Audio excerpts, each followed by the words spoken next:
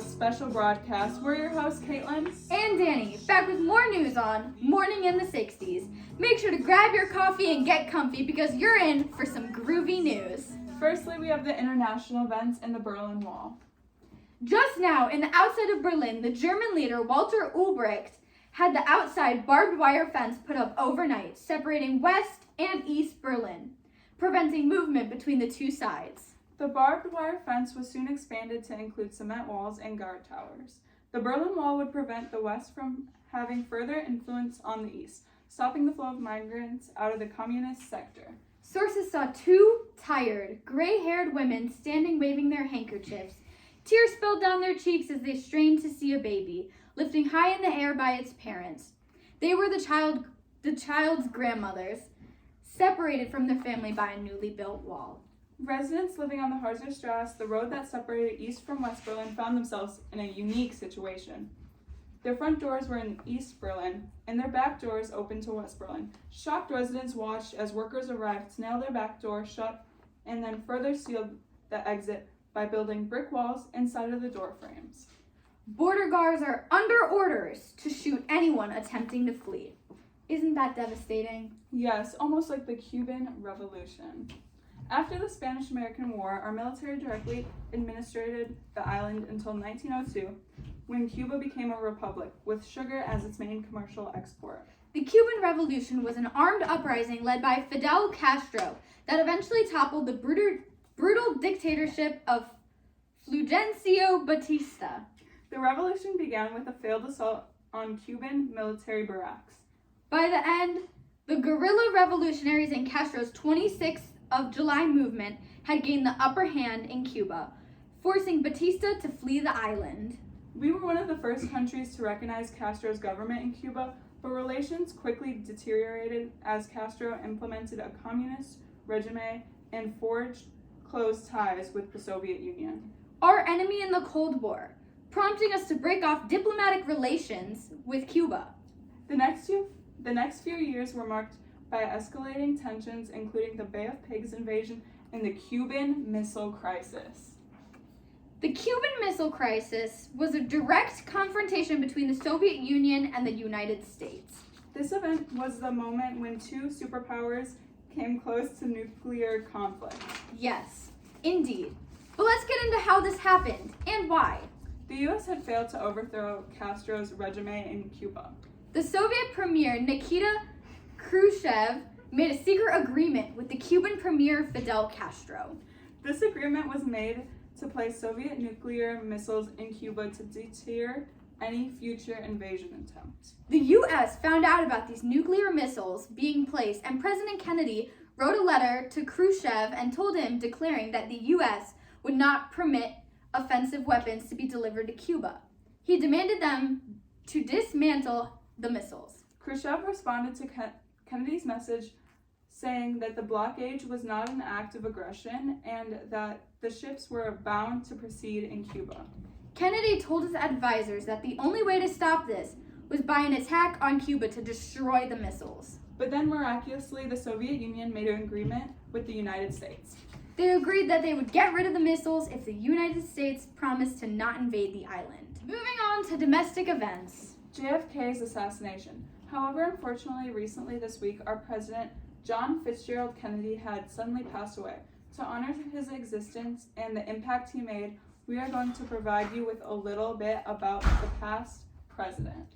Kennedy was one of 9 children, born outside of Boston, Massachusetts. He was the youngest man elected in office.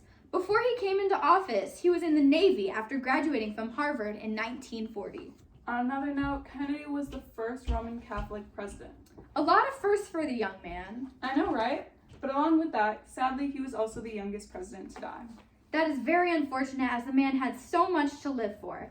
Before he passed, he had plans for a massive assault on persisting pockets of privation and poverty. You know, that man took vigorous action in the cause of equal rights, calling for a new civil rights legislation. He wanted to revolutionize human rights. Yes, he did. He also achieved some great things, like the Nuclear Test Ban Treaty. This treaty had banned nuclear weapons tests in the atmosphere, in outer space, and underwater. He had also contributed to the Alliance for Progress.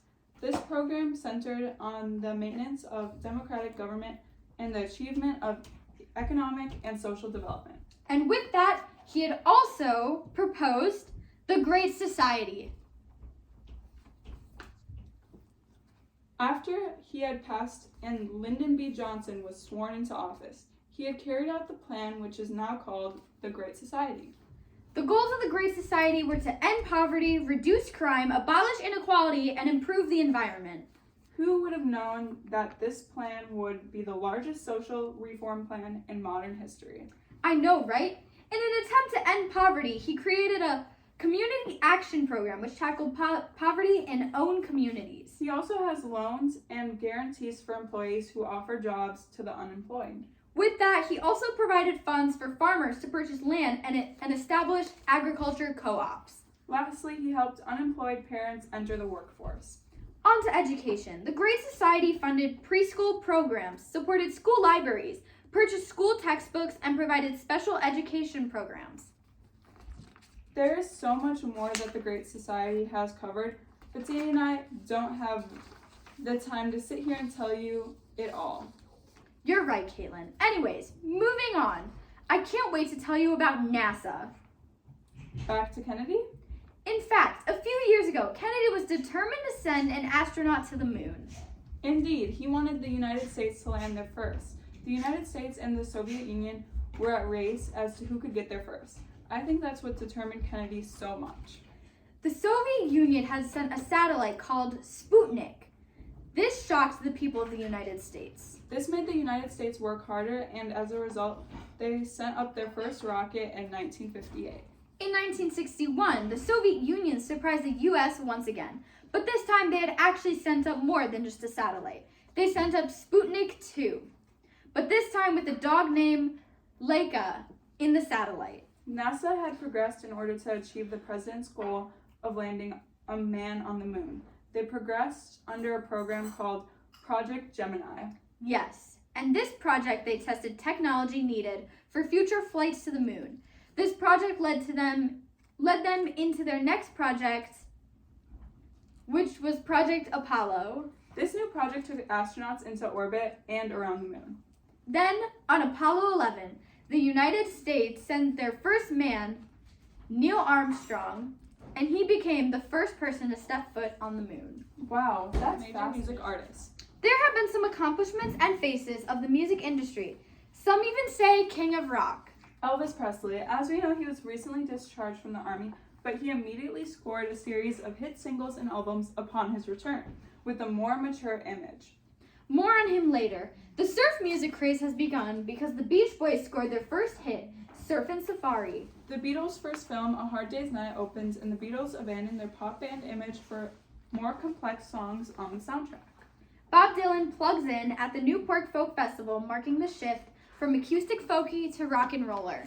Just now, the Beatles and Elvis Presley, the two biggest names in rock history, met for the only time at Presley's Los Angeles home. And get this, while there, John Lennon boldly asks his idol why he doesn't record rock and roll anymore. Far out. Now on to some sports. In major sporting events today, just the 7th game in the World Series, the Pittsburgh Pirates win the championship over the New York Yankees, ended by a home run. More on baseball, Roger Maris of the New York Yankees surpassed Babe Ruth's record of 60 home runs. The FA Cup soccer final in London was telecasted overseas as a sporting event on Wide World of Sports. 20 minutes into the match, Len Chalmers was tackled and broke his right leg. However, he continued to play the rest of the game. The Philadelphia Warriors played the New York Knicks, where Wilt Chamberlain scored 100 points. World Figure Skating Championship, Maria and Otto won the first gold medal for Canada in the pairs. In 1949, Maria and Otto's family had escaped from Czechoslovakia. Czechoslovakia. Packer fans got excited. We are proud to announce the Green Bay Packers won their second ever NFL Super Bowl against the Oakland Raiders, now being back-to-back Super Bowl champions. We dig it, and so should you. The first American record in the 100-yard butterfly is set by Mark Splitz at the AAU Indoor Championship in Dallas. And most recently, Mickey Mantle has hit his 500th home run. Lastly, on sports, the Summer Olympics. Wilma Rudolph won 3 gold medals in track and field. Let's move on to some upcoming cinema.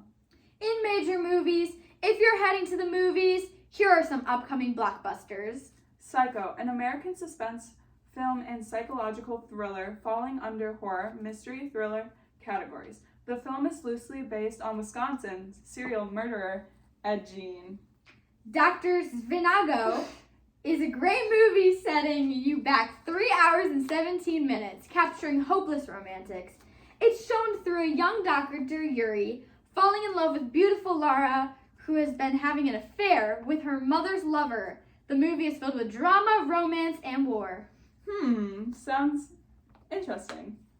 On a more cheerful note, The producers of a movie with 2 theatrical producers who scheme to get rich by fraudulently overselling interests in a Broadway flop. complications arise when the show unexpectedly turns out to be successful. The film is full of comedy and music. Mary Poppins is an American musical fantasy film directed by Robert Stevenson and produced by Walt Disney, with songs written and composed by the Sherman Brothers. When Jane and Michael, the children of the wealthy uptight Banks family, are faced with the prospect of a new nanny, they are pleasantly surprised by the arrival of the magical Mary Poppins. It's a great comedy, fantasy, and family movie. Another Walt Disney hit, 101 Dalmatians. The film's plot follows a litter of Dalmatian puppies who are kidnapped by the villainous Cruella de Vil, who wants to make their fur into coats. Their parents set out to save the puppies from Cruella, in the process of rescuing 84 additional ones that were brought in pet shops, bringing the total of Dalmatians to 101. Well, that's all for today's news. Make sure you check in every morning on Morning in the 60s. We're your hosts, Kaitlin and Danny.